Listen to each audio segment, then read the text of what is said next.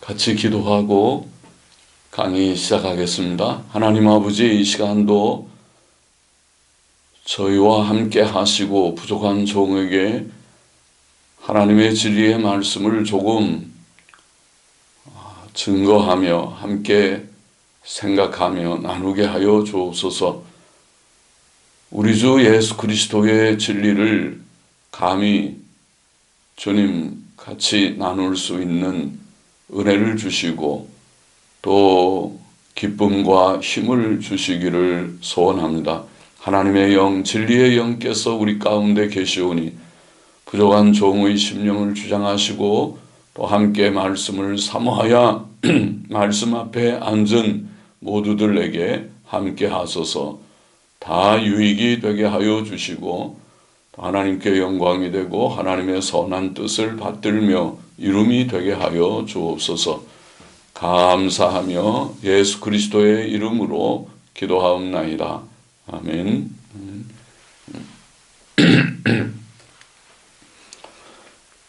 자, 이 시간에는 예수 그리스도의 세 가지 직분의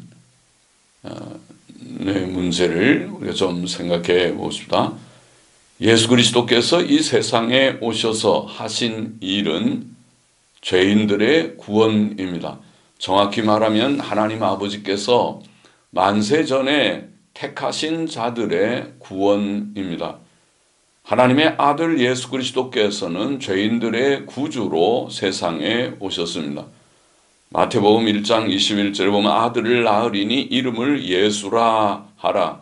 이는 그가 자기 백성을 저희 죄에서 구원할 자이심이라. 예수라는 말 자체가 구원이라는 뜻을 가진 말입니다. 마태복음 9장 13절에 보면 주께서는 내가 의인을 부르러 온 것이 아니요 죄인을 불러 회개시키러 왔노라. 죄인들을 구원하기 위하여 오신 주님이신 것을 친히 말씀하셨고 마태복음 20장 28절도 인자가 온 것은 섬김을 받으려 함이 아니라 도리어 섬기려 하고 자기 목숨을 많은 사람의 대속물로 주려 함이니라. 그렇게 주께서 오신 목적을 분명히 말씀했습니다. 유명한 요절인 요한복음 3장 16절 말씀, 하나님이 세상을 이처럼 사랑하사 독생자를 주셨으니 이는 저를 믿는 자마다 멸망치 않고 영생을 얻게 하려 하심이니라. 주님이 오신 목적을 아주 분명하게 말씀하고 있죠. 예수님 믿고 멸망치 않고 영생을 얻게 하기 위하여 하나님께서 독생자를 세상에 보내셨습니다.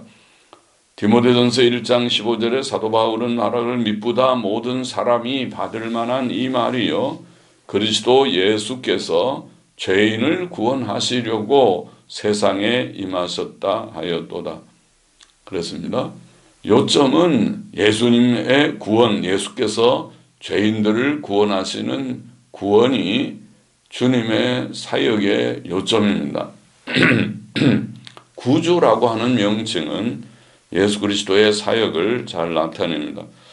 예수 그리스도의 이 구원 사역이 어떻게 이루어졌는가라고 물을 때 그의 그리스도라는 명칭, 예수 그리스도, 그리스도라고 하는 명칭이 그것을 잘 나타냅니다.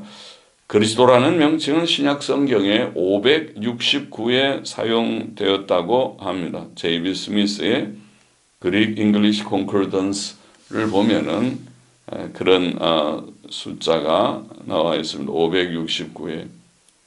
헬라어 크리스토스, 그리스도의 칠판에서 봤습니다만 크리스토스나 히브리어 메시아를 히브리 말로는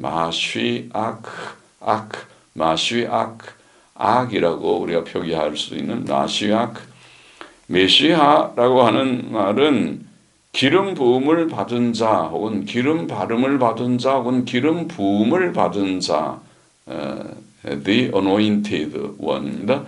the anointed 는 마시아크라고 하는 말이 스미어 기름을 바르다 혹은 anoint 기름을 붓다 그런 뜻을 가진 단어입니다. 이것은 구약시대의 선지자나 제사장과 왕에게 해당하는 명칭이었습니다. 구약시대의 이 세 직분 선지자, 제사장, 왕은 장차 오실 한 인물을 예표하였습니다. 그는 참 선지자, 참 제사장, 참 왕으로 오실 자이었습니다. 그가 메시아 그리스도입니다. 이것은 우리 주 예수 그리스도의 사역을 잘 나타냅니다. 우리 주 예수 그리스도께서는 참 선지자, 참 제사장, 참 왕으로 오셨습니다. 첫째로 예수 그리스도께서는 참 선지자이셨습니다. 선지자는 하나님의 대변자로서 하나님의 뜻, 특히 우리 구원을 위한 그의 뜻을 하나님의 백성에게 전달하는 자이었습니다.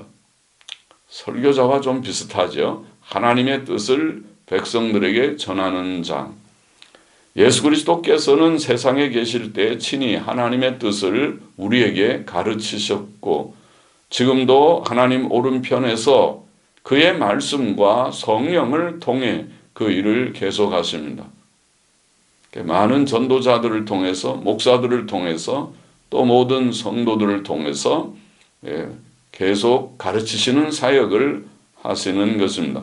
소위문답 24문답에 보면 그리스도께서는 그의 말씀과 성령으로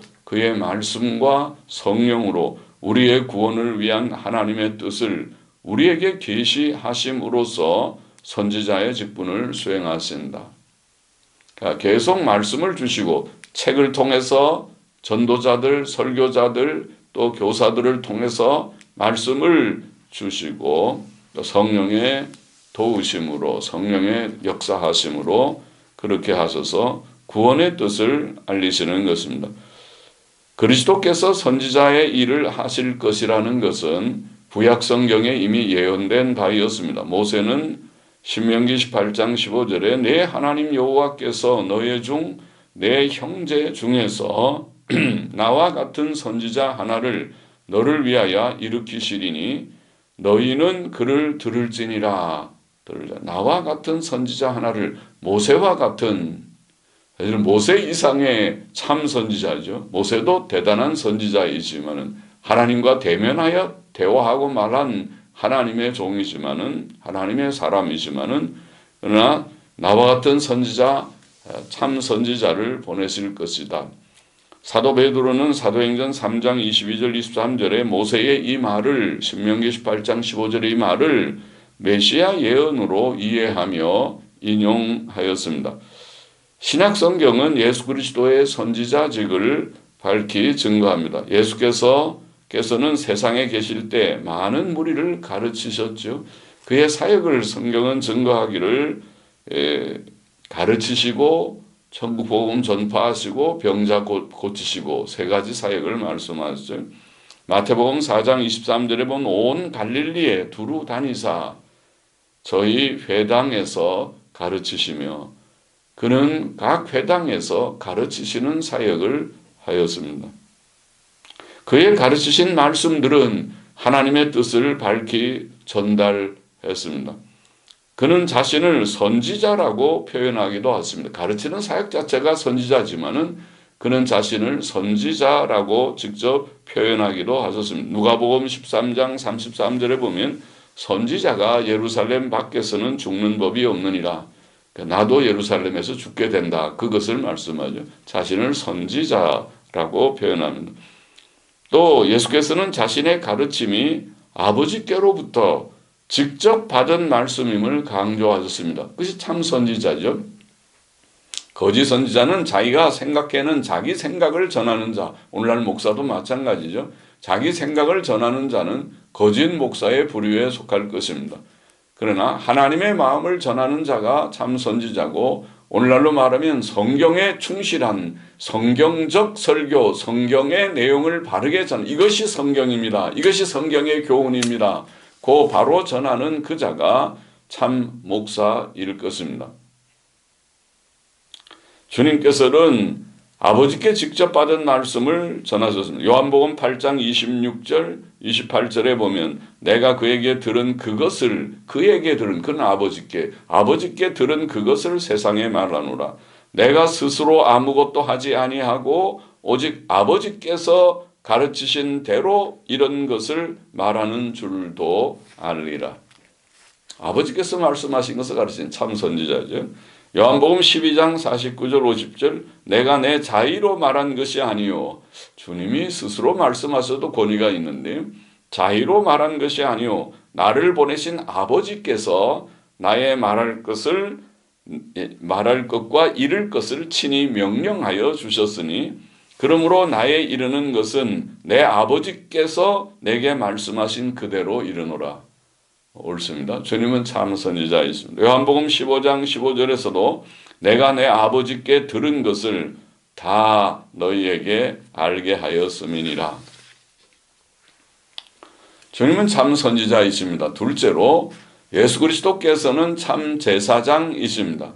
제사장은 하나님의 백성의 대표자로서 아까 선지자는 하나님의 대변자이지만은 제사장은 백성의 대표자로서 그 백성을 대신해 하나님께 제사와 기도를 드리는 자입니다. 두 가지 역할이 제사장의 두 가지 역할이 첫째 제사, 두 번째 기도 그 역할이라고 볼 수 있어요. 예수 그리스도께서는 세상에 오셔서 우리 죄를 위해 십자가에 죽으심으로 한 영원한 제사를 드리셨고 제사의 사역을 하셨고 지금도 하나님 오른편에서 우리를 위하여 중재하시고 기도하십니다. 그것이 두 번째 역할이죠. 그래서 우리는 중보사역, 중재사역, 중보사역 혹은 간구 우리를 위하여 기도하신다. 그렇게 표현합니다. 소위문답 25문답에 보면 그리스도께서는 하나님의 의를 만족시키시고 우리를 하나님과 화목시키기 위해 자신을 단번에 제물로 드리심으로써 주님의 제사 사역은 의의 만족 또 하나님과의 화목을 위한 제사 사역이고 제물을 드리심으로써 또한 우리를 위해 계속 중보 사역을 하심으로써 제사장의 직분을 수행하신다. 그렇게 설명하고 있습니다. 그렇게 문답에 고백을 묻고 대답하게 합니다.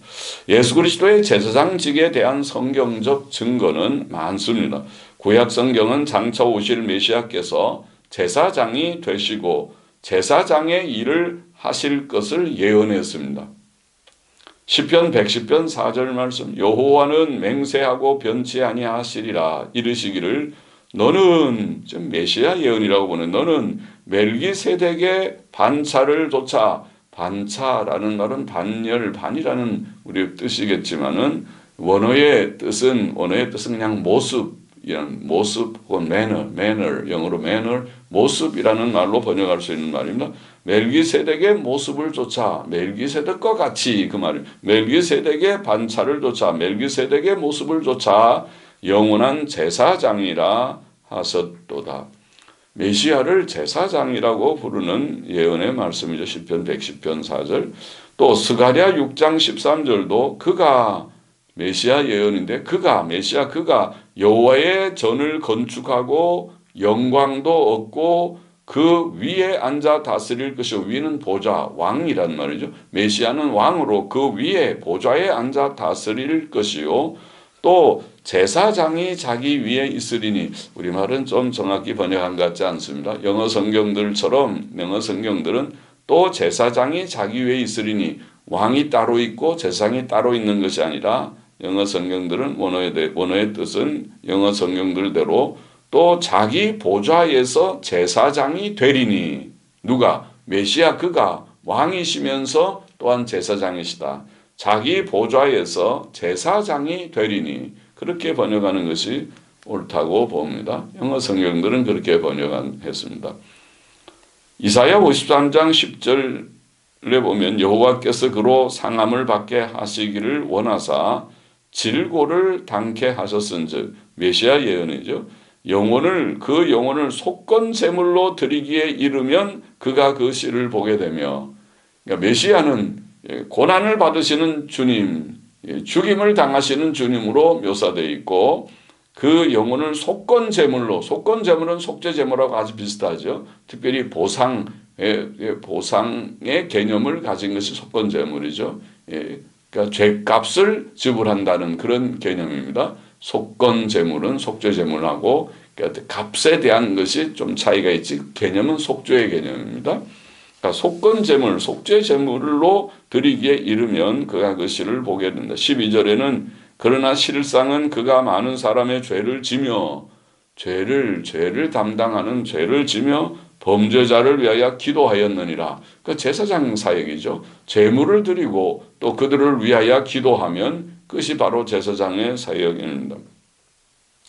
자, 구약의 예언뿐 아니라 신약 성경은 예수 그리스도께서 죽으심으로 하나님 아버지께 속죄의 제사를 올리셨음을 밝히 증거합니다. 로마서 3장 25절 이 예수를 하나님이 그의 피로 인하여 믿음으로 말미암는 화목제물로 세우셨으니 화목제물, 우리말에 화목제물이라고 번역한 말은 힐라스테리온이라는 이 말은 유화제물. 아마 영어 성경은 propitiation은 유화제물이라는 propitiate란 말이 그것은 유화한다, 부드럽게 한다, 누그러뜨린다 이런 말입니다.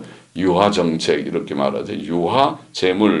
유화제물로 세우셨으니 에베소서 5장 2절에는 그는 우리를 위하여 자신을 버리사 향기로운 제물과 제물 프로스포라 제가 칠판에서지 프로스포라 제물이라는 말이 하나님께 드리는 제물이라는 개념이고 생축 드시아라는 말이 제사라는 보통 그 개념인데 제사 혹은 그것도 제물의 개념입니다. 제사나 우리 영어에서 sacrifice라는 말이 제물도 되고 제사도 되죠. 제사도 sacrifice 그렇게 말하고 제물도 sacrifice 그럽니다. 물론 offering이라는 말도 예물이라는 말도 사용할 수 있습니다.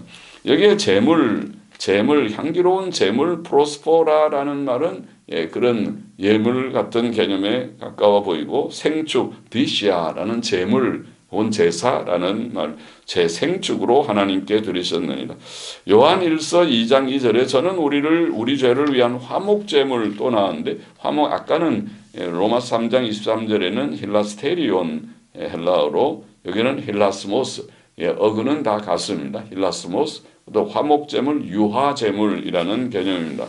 우리 죄를 위한 화목제물 유화제물인 하여튼 주님께서 죽으신 죽음은 제물이다. 제사요 제물이라는 것을 그건 제사장 사역을 말씀하는 것이 특별히 히브리서는 예수님을 제사장이라고 부르고 제사장 히브리서 5장 6절 7장 15절 17절 21절 10장 21절 멜기세덱의 모습을 따른 제사장이라는 말을 여러 번 하고 있고 또 더 빈번히 대제사장 놀랍죠. 우리가 신약 성경에서 예수님을 제사장이라고 부른 책은 히브리서뿐인데 다른 성경에서는 제사 사역은 있어도 제사장이라고 직접 부르지는 않는데 히브리서에는 예수님을 제사장 그리고 대제사장 한번 찾아볼까요?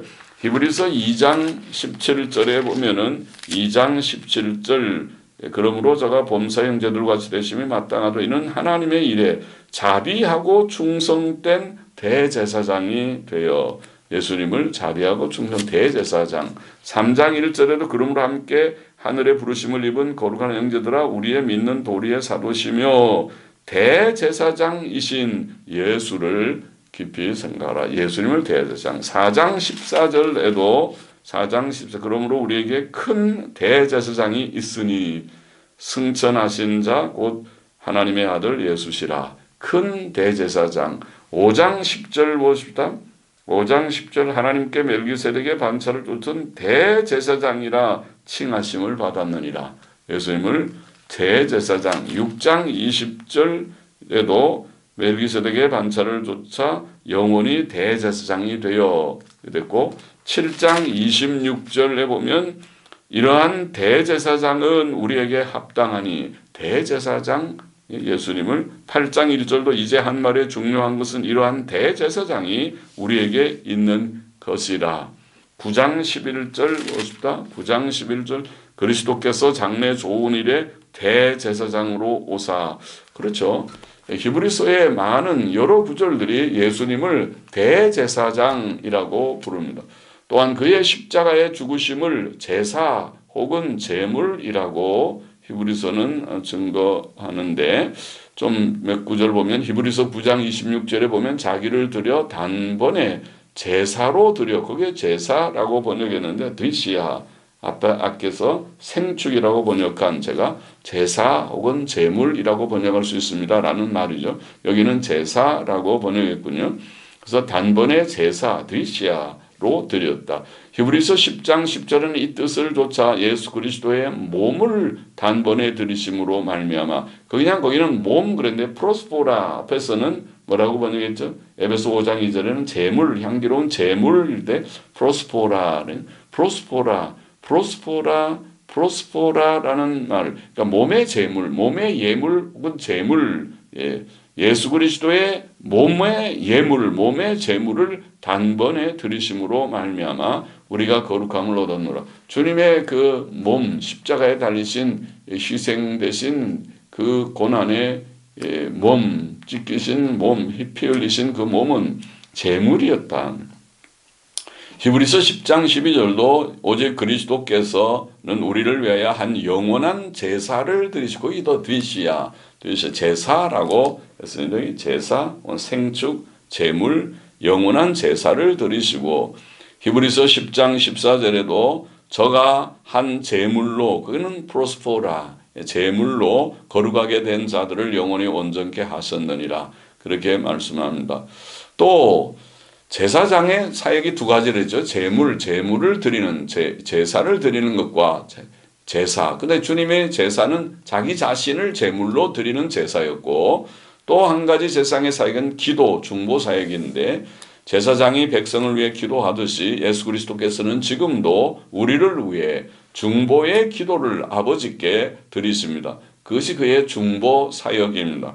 로마서 8장 34절, 그는 하나님 우편에 계신 자요 우리를 위하여 간구하시는 자신이라. 간구한다. 엔튠카네이.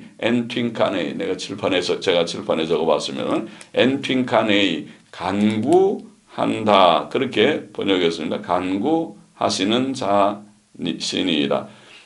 자신이라. 히브리서 7장 25절도 그는 항상 살아서 저희를 위하여 간구하십니다. 엔튠카네인, 여기는 엔튠카네이 같은 단어입니다. 네인은 인피니티브 부정사로 나오는 것입니다.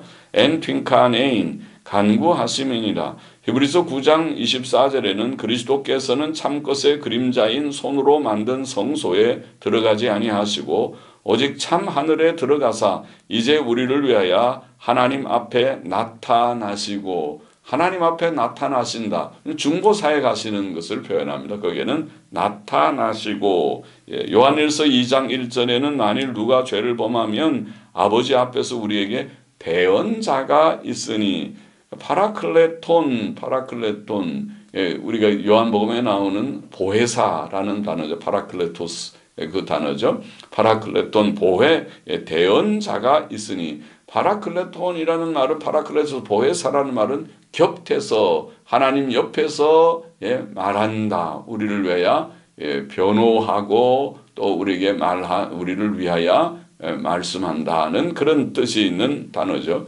파라클레토스. 또 성령께서 우리의 파라클레토스라고 하는 말은 우리에게 권면하고 교훈도 하고 위로하고 격려하는 그런 위로자. 영어 성경은 컴포터, 옛날 영어 성경은 컴포터. 그렇게 번역할 수 있는 말이죠. 우리에게 대언자가 있으니 곧 의로우신 예수 그리스도시니라. 이것은 제사장 사역입니다. 예수 그리스도의 제사장 사역을 이처럼 성경은 밝히 증거하고 있습니다. 자, 나중에 우리가 속죄 사역을 우리가 다음 시간인가 생각할 때 좀 더 자세하게 우리가 생각하게 될 것입니다. 속죄의 사역에 바로 성경의 핵심이 속죄니까. 그러나 지금은 예수님이 제사장직의 3직의 중 하나가 제사장직이라는 정도만 우리가 성경을 통해서 확인해 보십시다. 셋째로 예수 그리스도께서는 참 왕이십니다. 왕은 자기 백성을 다스리고 보호하시는 자입니다. 예수 그리스도께서는 하나님의 백성 곧 교회를 다스리시고 보호하십니다. 자기 백성은 교회죠. 소리문답 26문답에 보면 그리스도께서는 우리를 그 자신에게 복종시키심으로써, 그러니까 왕이시니까 우리가 복종하고, 우리를 보호하심으로써, 왕은 자기 백성을 보호하시는 거죠. 보호하심으로써, 그리고 그와 우리의 모든 원수들, 그의 원수들, 또 우리의 원수들인 사탄과 모든 악령들과 세상의 악의 모든 것들을 가르치죠. 모든 원수들을 제압하시고 정복하심으로써 왕의 직분을 수행하신다. 그렇게 말해서 소리문답 26문답에는 성경은 그리스도의 왕직에 대해 많이 증거합니다. 구약 성경은 장차 한 왕이 오실 것을 예언하였습니다.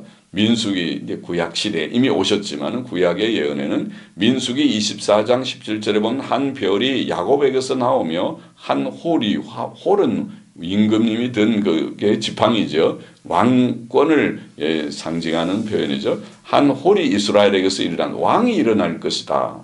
사무엘하 7장 16절에는 다윗에게 하나님께서 내 집과 내 나라가 네 앞에서 영원히 보존되고 내 위는 왕위죠. 왕위가 영원히 견고하리라. 메시아 예언이죠. 다윗의 자손을 통해서 영원한 왕을, 참 왕을 보내실 것이다. 이사야 9장 6절 7절의 메시아 예언을 우리가 잘 알죠. 그 이름은 한 아이가 날 텐데 그 이름은 기묘자라 모사라 전능하신 하나님이라 영존하시는 아버지라. 그 다음에 평강의 왕이라 할 것임이라. 왕이라고 불립니다. 그리고 다윗의 위에 앉아서 다윗의 보좌에 앉아서 그 나라를 굳게 세울 것이다. 그렇게 예언되어 있습니다. 왕으로 예언해서 시편 110편 1절 2절 또 여호와께서 내 주에게 말씀하시기를 내가 내 원수로 내 발등상 되게 하기까지 너는 내 우편에 앉으라 하셨도다. 여호와께서 시온에서부터 주의 권능의 호를 내어 보내시리니 주는 원수 중에 다스리소서. 또 5절에 보면 주의 우편에 계신 주께서 그 노하시는 날에 열왕을 쳐서 파하실 것이라. 그렇게 왕이시라. 그렇게 왕이라고 증거되어 있습니다. 왕으로 증거되어 있습니다. 다니엘 7장 13절 14절에 보면 인자 같은 이에게 권세와 영광과 나라를 주고 또 그 나라는 패하지 아니할 것이니라. 인자 같은 이는 메시아를 가리켰는데 메시아께 권세와 영광과 나라를 준다. 이렇게 예언되어 있고 그 나라는 패하지 아니할 영원한 나라. 이 세상 나라는 다 있다가 사라졌죠. 세상의 모든 나라들, 애굽도, 아수르도, 바벨론도, 또 메데파사도, 헬라도, 로마도 다 지금은 없는, 있다가 사라진 나라입니다. 세상 나라는 망하지만은 그러나 하나님의 나라는 영원히 패하지 아니할 것이다. 미가 5장 2절에는 이스라엘을 다스릴 자가 내게로 나올 것이라 예언되어 있는 것이 왕이 다스릴 자가. 스가랴 9장 9절에는 시온은 따라 크게 기뻐하라 보라 내 왕이 내게 임하나니. 이와 같이 구약 성경에 예언된 메시아는 왕입니다. 왕으로 예언되어 있다. 다윗의 자손 왕으로 예언되어 있습니다. 그가 주 예수 그리스도이십니다. 신약 성경은 예수 그리스도께서 유대인의 왕으로 오셨고 하나님의 백성인 교회를 다스리는 머리, 곧 주가 되심을 증거합니다. 누가복음 1장 32절 33절에 보면은 메시아의 탄생, 주께서 오시기 전에 천사가 마리아에게 한 말씀이든가요? 하나님께서 그 조상 다윗의 위를 저에게 주시리니, 다윗의 보좌를 그에게 주시리니 영원히 야곱 집에 왕노릇 하실 것이며 그 나라가 무궁하리라. 아까 읽은 우리가 그 말씀, 다니엘 7장 같은 그런 말씀의 예언대로 메시아가 이제 마리아의 몸을 통해서 오신다는 그런 천사의 전언이죠. 마태복음 2장 2절은 유대인의 왕으로 나시니가 어디 계시뇨? 예수님을 유대인의 왕. 마태복음 27장 11절도 내가 유대인의 왕이냐? 그렇게 빌라도가 물으니까 내 말이 옳도다. 주께서 대답하십니다. 유대인의 왕이시다. 메시아는 선지자요 제사장일 뿐 아니라 왕이시다. 성경이 증거합니다. 요한복음 18장 37절에 보면 내 말과 같이 내가 왕이니라. 거기에 또 말씀하시고 마태복음 28장 18절에는 주께서 하늘과 땅의 모든 권세를 내게 주셨다. 아까의 다니엘 7장의 말씀과 같죠. 인자 같은 이에게 권세와 영광과 나라를 준다. 모든 하늘과 땅의 모든 권세를 내게 주셨으니 에베소서 1장 22절에 보면 만물을 그 발 아래 복종케 하시고 그를 만물 위에 교회의 머리로 주셨느니라. 만물을 다 복종케 하시고 만물 위에 교회의 머리가 되시는 예수 그리스도 왕이시죠. 왕이시죠. 요한계시록 1장 5절에 보면 땅의 임금들의 머리가 되신 예수 그리스도 할렐루야 합니다. 예수님은 땅의 임금들의 머리이십니다. 만왕의 왕이시지요. 왕 중의 왕이십니다. 예, 세상의 모든 임금들이 왕인데 그들의 머리니까 왕 중의 왕이십니다.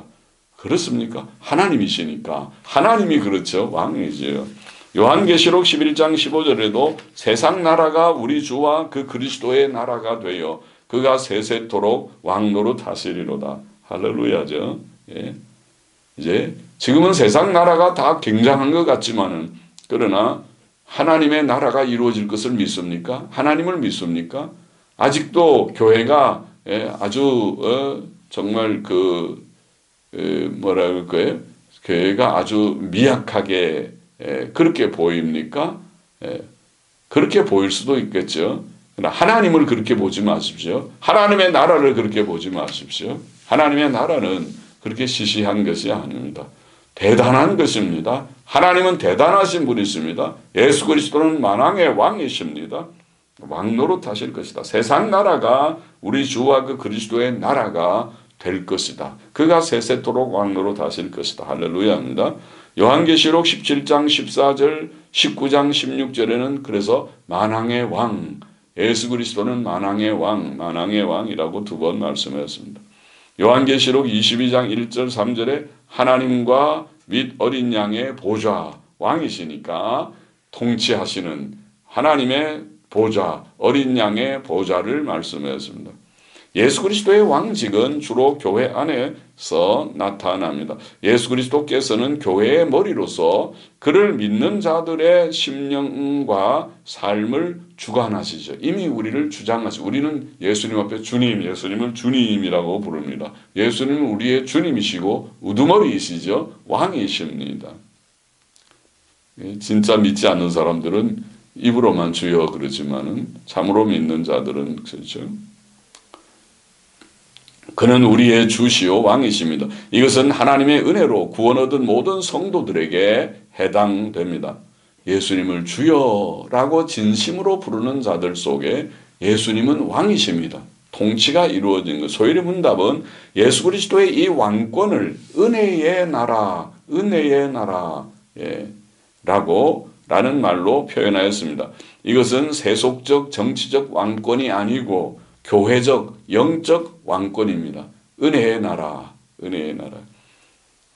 오늘날 주 예수께서는 칼과 창으로가 아니고 칼과 창으로 지배하는 나라가 아니고 탱크나 전투기 지금 러시아가 우크라이나를 침공하듯이 그런 침공하는 그런 나라가 아니고 말씀과 성령으로 교회를 다스리시는 나라. 말씀의 역사로 성령의 역사로 우리의 심령의 변화를 주시는 이 통치, 이 왕권입니다. 요한복음 3장 3절 5절에 보면 사람이 물과 성령으로 나지 아니하면 하나님의 나라에 들어갈 수 없느니라. 그렇죠? 이 나라는 영적인 나라입니다. 물과 성령으로 거듭나야 하나님의 말씀을 받아들이고 예수님을 믿는 성령의 역사로 이루어지는 나라, 시작되는 나라, 우리 속에 임하는 나라입니다. 요한복음 18장 36절에 보면 주께서는 빌라도 앞에서 그렇게 썼죠. 내 나라는 이 세상에 속한 것이 아니라 세상적인 나라하고 차원이 다릅니다. 차원이 이 세상에 속한 것이 아니다. 골로새서 1장 13절은 그가 우리를 흑암의 권세에서 건져내사 그의 사랑의 아들의 나라로 옮기셨으니, 바로 이 나라가 나중에 교회론에서 다시 한번 언급할 기회가 있겠지만, 이 나라가 바로 신약교회입니다. 신약교회입니다. 교회는 하나님의 나라의 시작입니다. 영적인 시작입니다.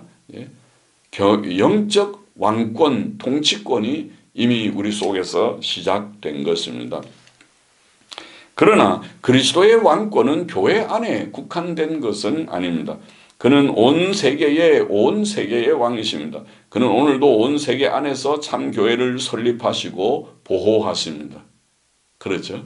온 세계를 주장하시는 자이십니다. 하나님이 섭리자이시니까. 그의 왕권은 온 세계에 미칩니다.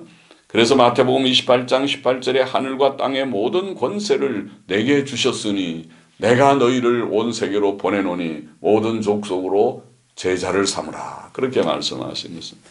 에베소서 1장 22절 말씀, 만물을 그 발 아래 복종케 하시고, 아까 읽었죠. 예수 그리스도의 발 앞에 발 아래 복종케 하십니다.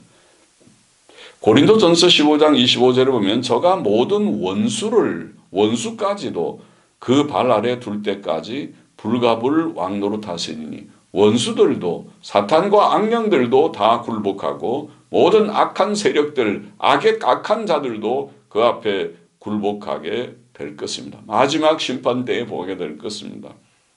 요한계시록 1장 5절, 땅의 임금들의 머리가 되신 예수 그리스도로 말미암아, 그렇죠? 왕권이 교회에 대한 왕이실 뿐만 아니라 땅의 임금들의 머리다.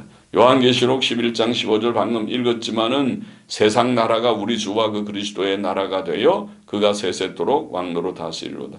요한계시록 17장 14절에도 어린 양은 만주의 주요 만왕의 왕이시다. 그렇게 말씀합니다. 만왕들의 왕이시다. 만주의 주다. 그래서 모든 우두머리들, 대장들의 왕초들 위에 참 대장이시고 왕이신 자이시다. 세대주의라는 그런 신학적인 견해가 있어요. dispensationalism. 세대주의는 예수 그리스도께서 유대인의 왕으로 세상에 오셨으나 유대인들이 그를 거절하며 십자가에 죽게 함으로써 메시아의 왕국이 좌절되었고, 왕국의 연기, 좌절되었고, 신약교회는 그리스도의 나라가 아니며 지금 교회 시대에 그리스도께서는 왕이 아니시다라고 말을 하고 있어요. 그래서 신약교회가 지금 하나님의 나라라는 것을 부정하는 그런 사상이 있어요. 세대주의도 조금씩 변해서 좀 초기의 세대주의보다는 많이 변화되는 견해들이 있지만은, 좀 다양해지지만은 세대주의는 원래 그런 사상이었습니다. 그러나 신약성경은 신약교회가 하나님의 나라이며 예수 그리스도께서 지금 왕이심을 증거합니다. 그것을 우리가 분명하게 하기를 원할 뿐입니다. 신약교회는 하나님의 나라입니다. 예수 그리스도께서는 지금 왕이십니다. 예수 그리스도께서는 하늘과 땅의 모든 권세를 가지고 계십니다. 그는 지금 그의 백성들을 다스리시며 능력으로 보호하십니다. 우리를 보호하시는 왕이세요. 주님의 왕권을 가지고 계시고 왕의 사역을 하고 계신 것입니다. 그렇죠? 여호와 우리의 목자이십니다. 사망의 음침한 골짜기로 다닐지라도 해받음을 두려워하지 않을 것을 믿은 구약의 백성이나 오늘 신약 성도들이나 동일합니다. 물론 그의 보호하심은 육적 물질적 차원보다 영적인 차원이 우선적입니다. 그래서 신약 안에서는 핍박도 있고 순교도 때때로 있습니다. 마태복음 13장 31절, 천국은 마치 사람이 자기 밭에 갖다 심은 겨자씨 하나를 같으니, 천국은 이미 시작되고 있어요. 겨자씨처럼 심어졌습니다. 자라고 있습니다. 퍼져나가고 있습니다. 확장되고 있습니다.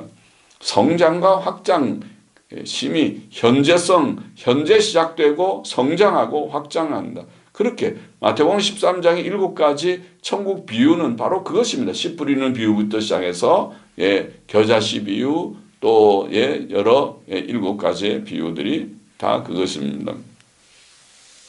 누가복음 17장 20절 21절에 보면 하나님의 나라는 볼 수 있게 임하는 것이 아니요 또 여기 있다 저기 있다고도 못하리니 하나님의 나라는 너희 안에 있느니라. 현재적인 거죠. 이미 시작되었다. 골로새서 1장 13절 아까 읽었지만은 하나님께서 우리를 흑암의 권세에서 건져내사 그의 사랑의 아들의 나라로 옮기셨으니 그것이 구원입니다. 그것이 중생입니다. 하나님의 나라입니다. 그것이 현재 이루어진 것입니다. 또 요한복음 18장 36절에 내 나라는 이 세상에 속한 것이 아니라 영적인 차원에서 영적인 차원의 그런 나라가 이미 시작되었다. 예수 그리스도의 왕권은 현재 다 드러나 있지 않습니다. 이미 시작되었지만은 다 드러나 있지는 않습니다. 그것은 그가 영광 가운데 재림하실 때 완전히 드러날 것입니다. 그는 영광의 왕으로 나타나실 것입니다. 재림의 주님은 영광스러운 주님이시죠. 눈으로 볼 수 있게 갑작스럽게 영광스럽게 오실 것이다. 영광스럽게 갑작스럽게 오실 것이다. 그의 은혜의 나라는 지금은 은혜의 나라라고 부르지만은 주의 재림으로 이루어지는 나라는 영광의 나라가 될 것입니다. 영광의 주님을 배우게 될 것입니다. 마태복음 25장 31절 인자가 자기 영광으로 모든 천사와 함께 올 때에 자기 영광의 보좌에 앉으리니 영광의 나라죠. 영광의 보좌에 앉으리니 베드로후서 1장 11절도 예수 그리스도의 영원한 나라에 들어감을 넉넉히 너희에게 주시리라. 이것이 완성된 영광의 나라입니다. 왕권의 완성이죠. 예수 그리스도 요한계시록 11장 15절에 보면 세상 나라가 우리 주와 그 그리스도의 나라가 되어 그가 세세토록 왕노릇하시리로다. 그것이 왕권의 완성, 영광의 나라, 은혜의 나라, 영광의 나라, 주의 재림으로 이루어지는 나라가 영광의 나라. 은혜의 나라는 지금 신약교회 안에서 이미 시작된 나라가 은혜의 나라입니다. 말씀을 맺어야겠습니다. 우리 주 예수 그리스도께서는 참 선지자시요 참 제사장이시요 참 왕이십니다. 우리는 그를 통해 하나님의 뜻을 배우고 깨닫고 그의 대속 사역을 통해 죄사함과 의롭다 하심을 받았고 또 그를 통해 하나님 앞에 날마다 담대히 나아가고 또 그에게 순종하며 선지자 사역을 통해서 우리가 하나님의 뜻 배우고 제사장 사역을 통해서 우리가 구원 얻었고 또 날마다 그 중보 사역 때문에 담대히 나아가고 또 그의 왕직에 우리가 복종해서 그에게 순종하며 사탄의 시험과 세상의 악으로부터 보호함을 얻습니다. 할렐루야죠. 주님께서 우리를 지켜주시고 도와주시는 왕이십니다. 목자이십니다. 그러므로 우리는 지금도 살아계신 우리 주 예수 그리스도 우리를 위하여 죽으시고 다시 사신 우리를 사랑하시고 구원하신 주 예수 그리스도를 진심으로 의지하고 사랑하며 그에게 기도하고 늘 기도 많이 하십시오. 기도하고 그를 통해 하나님께 감사와 영광을 돌려야 할 것입니다. 성경도 열심히 읽고 기도하고 그에게 늘 할렐루야 주께 감사와 영광을 돌리는 저와 우리 모두가 되기를 원합니다. 오늘 강의는 그만큼 하겠습니다. 같이 기도하십시다. 하나님 감사합니다. 예수 그리스도의 삼직, 선지자직, 제사장직, 왕직에 대해서 간략하게 오늘 생각해 보았습니다. 주님 이 말씀을 또 주시고 나누게 하심을 감사하고 알게 하시고 그 진리 안에 살게 하심을 감사합니다. 이미 예수님 통하여 하나님 알고 복음을 깨닫고 또 성령님 통하여 깨닫고 예수 그리스도의 대속 사역을 믿음으로 죄 씻음과 의롭다 하심을 얻었고 또 주님께서 오늘 우리의 왕이 되셔서 우리가 주께 즐거이 복종하며 살고 또 주의 보호하심을 입고 살게 하시는 이 주님 코로나 전염병이 온 세계에 창궐하고 우리나라에도 창궐한 때에도 주의 백성을 이만큼 지켜주시고 인도하심을 할렐루야 감사합니다. 끝까지 지켜주시고 믿음으로 살고 죄짓지 않고 주님 죄 가운데 살다가 멸망하는 자가 아니라 주님 주께서 주시는 힘으로 의와 선을 이루고 주님 끝까지 승리하는 모든 백성들 되게 하여 주시기를 소원합니다. 할렐루야 감사하며 예수 그리스도의 이름으로 기도하옵나이다. 아멘.